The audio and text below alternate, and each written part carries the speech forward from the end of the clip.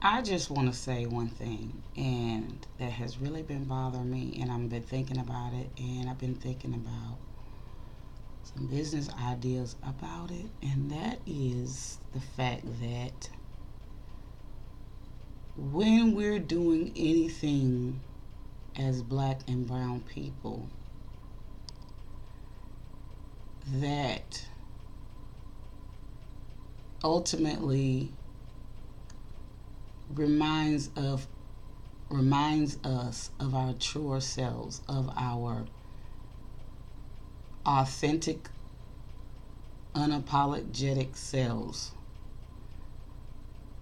We say we want to embrace it. We say we want to go back, or we say we want to um, be natural, or things like that. We still always attach some negative thought, some negative phrase, some negative expression to that. The example I'm giving is when we say the ugly stages of locks, or when we say I was looking wild, or I was looking crazy, or my hair is a mess. You know, you can't truly say that you want to be, uniquely you. You want to love yourself. You want to embrace yourself if you're still saying things are ugly, or if you're still saying things are wild, or even saying I'm going back to something, or I'm going to be natural. Just be you. Just be you. Stop always saying that type of thing. And this is where, and I hate to be um, so cliche, or, speak like, people who, you know, are being conscious. But the thing about it is we have been so conditioned to think negatively of ourselves. And it's so sad because that was something that they thought to do, you know, so many moons ago. You know what I'm saying? And that situation, that stuff is still working. I almost cussed. Uh, that is still working, and it aggravates me because we as black and brown people don't even realize we have got to let the chains of what has so easily beset us, we got to let that go. I don't know what we're going to have to do. I don't know who we're going to have to separate ourselves from in order to let that go, but we're going to have to let that go. And if it means we have to separate ourselves from ourselves, we're going to have to let that go because we are not ever going to get where we need to be as a race of people until we let these things go. Um, and it's just so unfortunate. I was listening to David Banner, and David Banner said black people have to go back to loving each other, and we don't love each other. We don't even like each other. And he was talking about how the phrase or the idea of the ghetto started out as an experiment, which I don't know if it really did or not, but he said it did, and I'm going to research that. But the concept of the ghetto, us all being in a state of lack and all living all up on top of each other. And he was saying that, um, when you live like that, ultimately you will kill each other because you're just in a bad state, and you don't know how to get out of it, and you start to blame one another when really it's not us who put each other there. And then I was thinking about and that the quickly as that came to me, it left me. Wow. But anyway, I just want to I wanted to come because I'm getting ready to start something. And I'm just telling you, this is why I really want people. I mean, people do whatever you want to, you know, and that's just, you know, um, I would never want to push something on somebody, but I am telling you that every day that I wake up, this is first thing in the morning too. Every day that I wake up, the first thing I do is like I want to run to the mirror and I want to look at myself. I want to see my hair, because that first view of me, looking at me and looking at my hair and seeing what it's doing today, is so exciting. And that's why I want people to let go of the stage of saying something is ugly as part of your hair, or saying locks, because that's naturally who we are. If we accept each other in our state, in the state we are as people, and don't try to alter who we are and what we are, this is what you're gonna get. This, your hair gonna do this right here. This is what it's gonna do. And it's so beautiful because it's you, never being altered, never being changed, never being put in another position. And I think that the reason why, like I said, we have been taught that everything about us is ugly. Because when we first, were forced to come to this country, and we couldn't do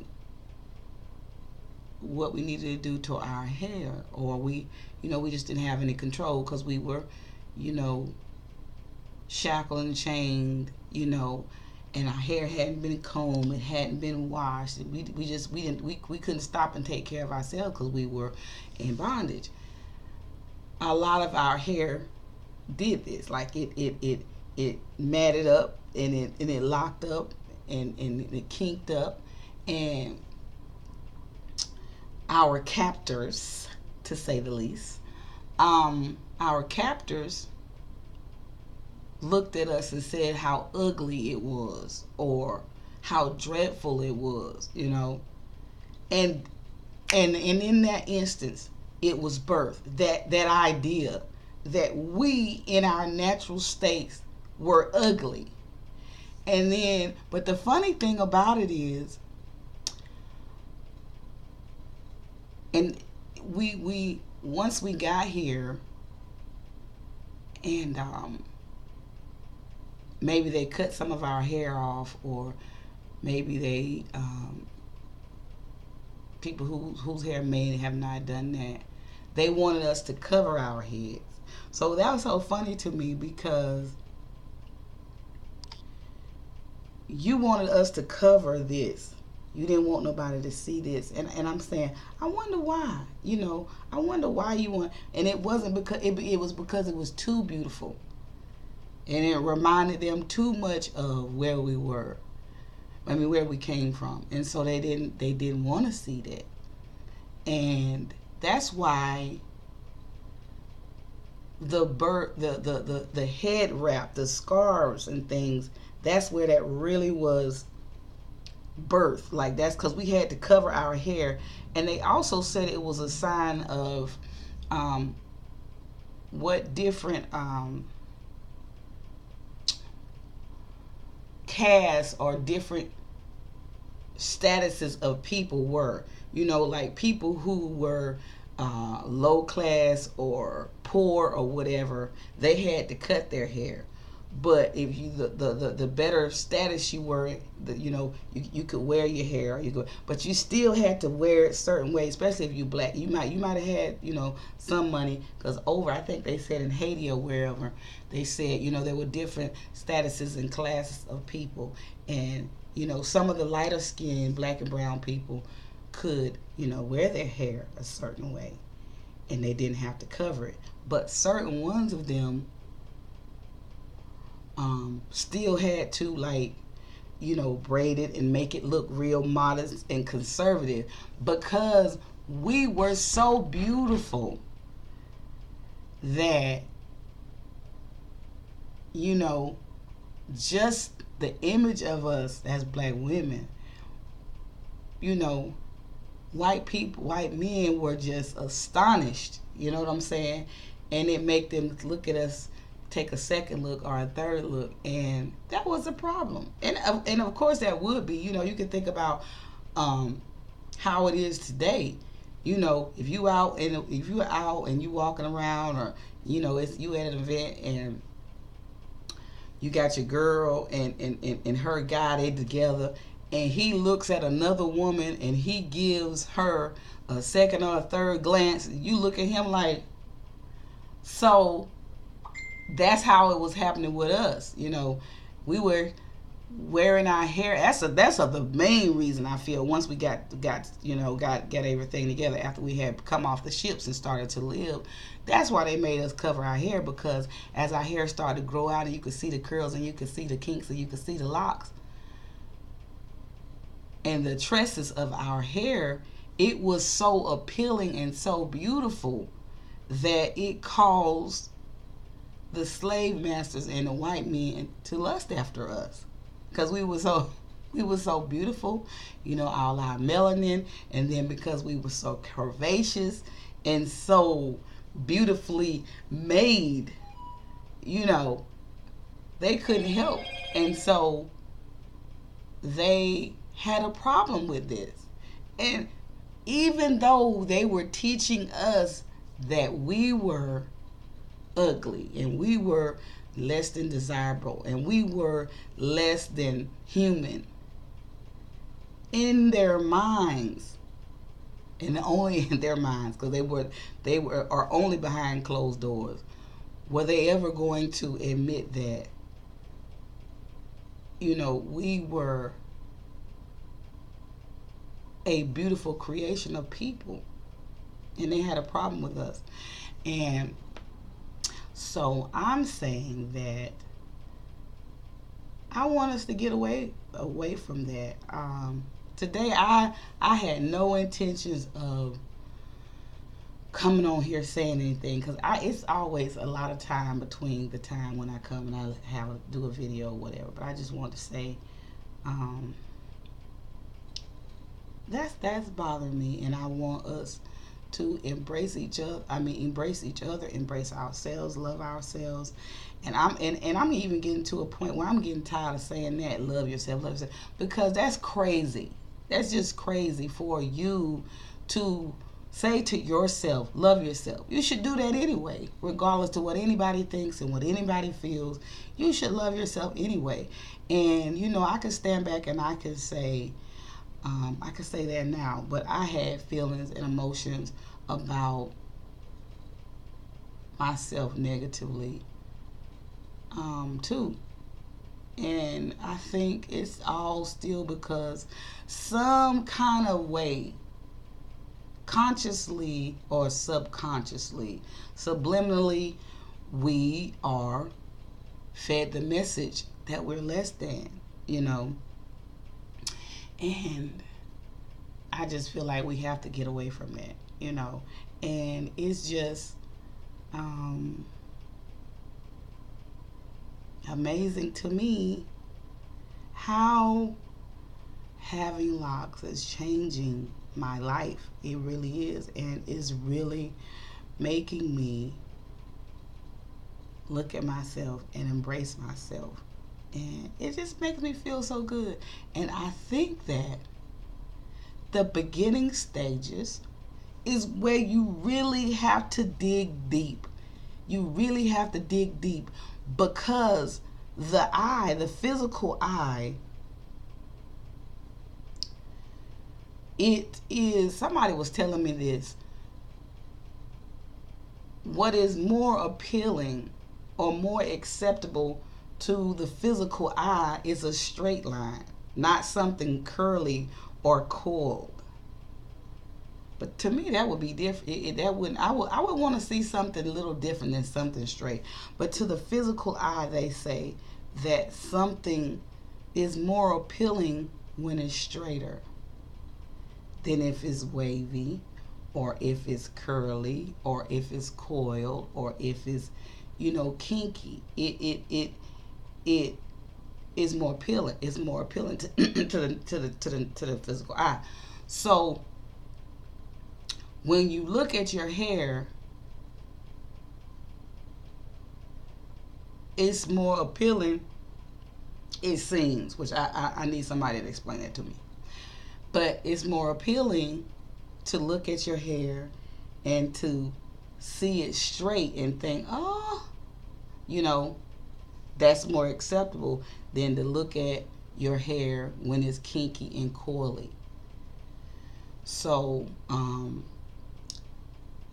because I'm so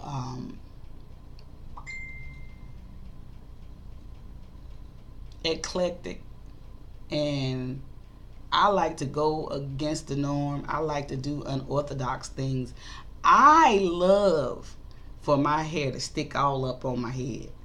When I used to wear braids and extensions of braids in my hair, I always just wanted to, the girls be like, well, Mama, how you want to wear your hair today? You want to put your hair in a ponytail? I'd be like, yeah, I want to put my hair in a ponytail. But I wanted to put my hair in a ponytail where it was all up like this in a bun, a messy bun, or put up in the top of my head where it was just like a pineapple. So I've always wanted to just be, you know, looking like my people. Like I always wanted to be looking like this. I always wanted to. Cause to me that was so beautiful. So seeing my hair and what I wished is I said I wish I could get it to just stick up and look, cause to me that is so beautiful. So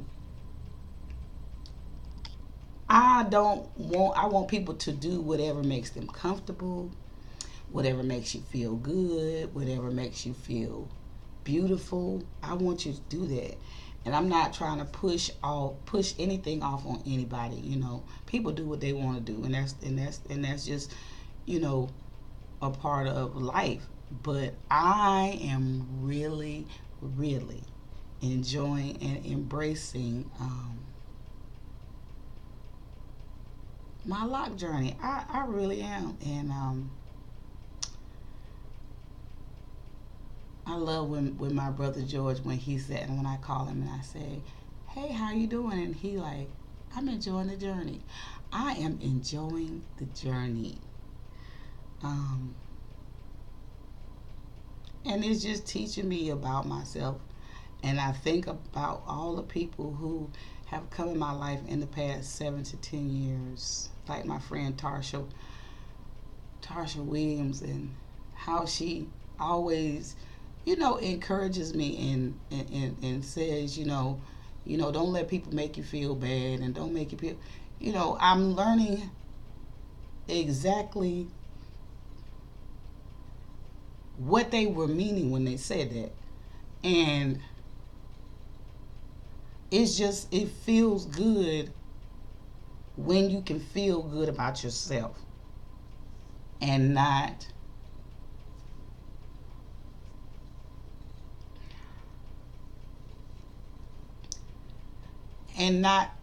have to be motivated to do that. It feels so good.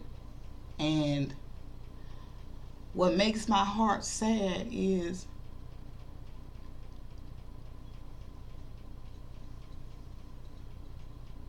to know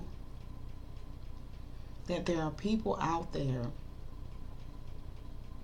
somewhere at this moment who don't feel that way. It's so sad and so hurtful to me. And if I could say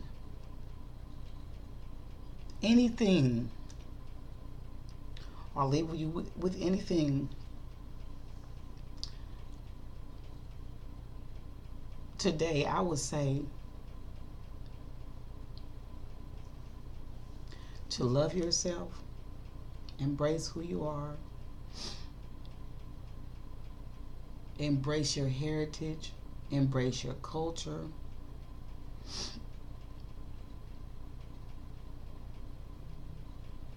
accept who you are. And I challenge you today to do something every day to show appreciation to yourself in your natural state. And what I mean by that is,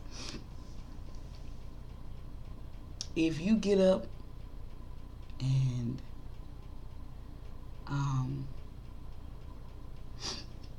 you see anything about yourself, and at that moment when you see yourself, or when you view yourself, or when you think of yourself, if a negative thought comes in your mind about you, do something at that moment to magnify that thing and make it uniquely you that day, or beautiful that day.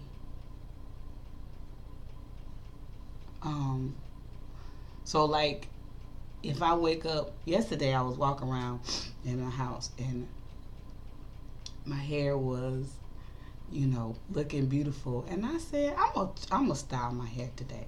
So what I did was, yesterday, because it's still kind of short, so what I did was I pinned it all back, and I had it, and it was just so cute like that. And I,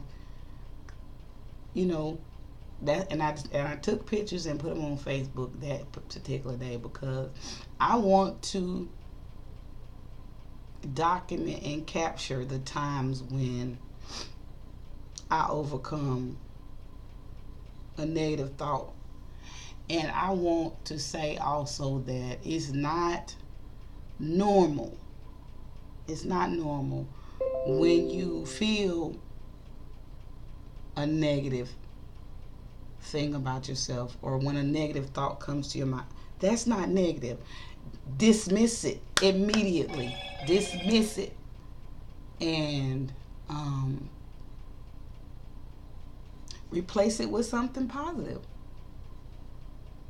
And I have started to, which is so, that's how I know my life is changing, and I know that it's as a result of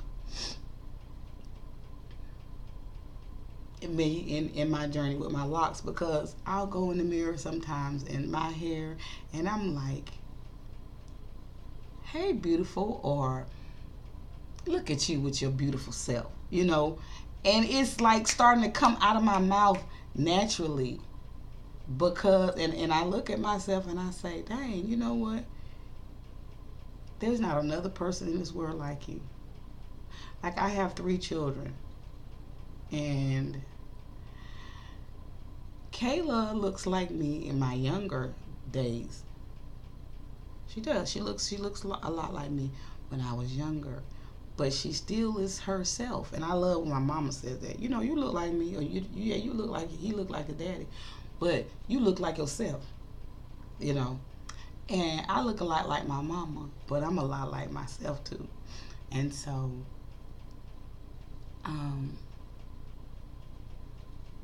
it's amazing that you can look at yourself and you can see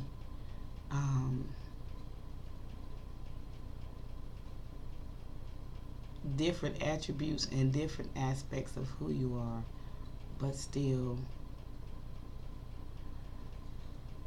see so much more, and that never happened when I was wearing a perm, or when I was, I think it did start to happen though when I started to wear my natural hair. Like, I could see it, and that's one of the reasons why I just feel like it's so important to be natural, because we've been so conditioned to cover up what uniquely makes us black and brown people, or melanated people. We cover it up because we've been conditioned and controlled and forced to do that. So to come out and have your hair, in locks, or in braids, or in an afro, or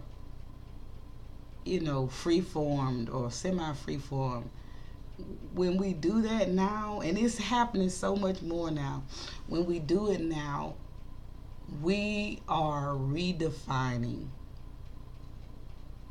us, and we're saying, this is who I am, and this is who I'm going to be. And it's not about what you think or what you feel, it's about what I feel. And I just think that's so wonderful. I think that's so wonderful. So I just wanted to come today and say that to you all, and everybody have a good day. And I love everybody, and enjoy the rest of your weekend.